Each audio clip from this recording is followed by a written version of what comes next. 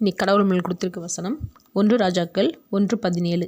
அதற்கு அவள், என் ஆண்டவனே, எனக்கு பின் உன் குமாரனாகிய சாலமோன் ராஜாவாகி அவனே என் சிங்காசனத்தின் மேல் வீற்றிருப்பான் என்று நீர் உம்முடைய தேவனாகிய கர்த்தரை கொண்டு உமது அடியாளுக்கு ஆணையிட்டீரே. இந்த வசனத்தை கொண்டு கடவுள் மட்டும் என்ன சொல்கிறத பார்ப்போம். அதோனியாவும் தாவீதுக்கு பிறந்தவன் தான். தாவீதுக்கு ரொம்ப வயதான போது அதோனியா தான் அடுத்த ராஜாவாக ஆக போகிறான்னு மக்கள்கிட்ட வெளிப்படுத்திட்டு இருந்தான். அவன் எப்படி வெளிப்படுத்துகிறான்னா, ரதங்கள், குதிரை வீரர்கள் 50 பேர்களையும் சேர்த்துக்கிட்டு எல்லா மனிதர்களும் இவன் தான் அடுத்த ராஜா நம்ப வைக்கிற மாதிரியும் ஏற்றுக்க வைக்கிற மாதிரியும் செய்கிறான்.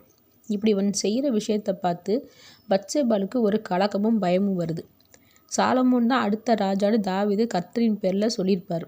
இப்படி இருக்கும்போது நடக்கிறத பார்த்து பத்சேபாளுக்கு பயம் வந்து, தாவீது கிட்ட சாலமோன் தான் சிங்காசனத்தில் வீற்றிருப்பான் என்கிட்ட சொன்னீங்க, ஆனால் அதோனியா செய்கிறது உங்களுக்கு தெரியலை, அவன் தான் ராஜாவாக போகிறான்னு சொல்லி எல்லாருக்கும் விருந்து ஏற்பாடு பண்ணிட்டான் அப்படின்றத சொல்கிறான்.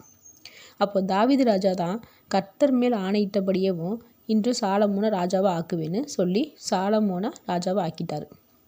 இங்கே பத்சேபாள் தாவீது ராஜாவை நம்பாமல் போனதுக்கு காரணம் நடக்கிற சூழ்நிலையை பார்த்து பயம், சந்தேகம் வந்ததுனால. ஆனால் தாவீது அவன் செய்து கொடுத்த சத்தியத்தை மறக்கவும் இல்லை, மறுக்கவும் இல்லை, சொன்னபடியே செய்து முடித்தான்.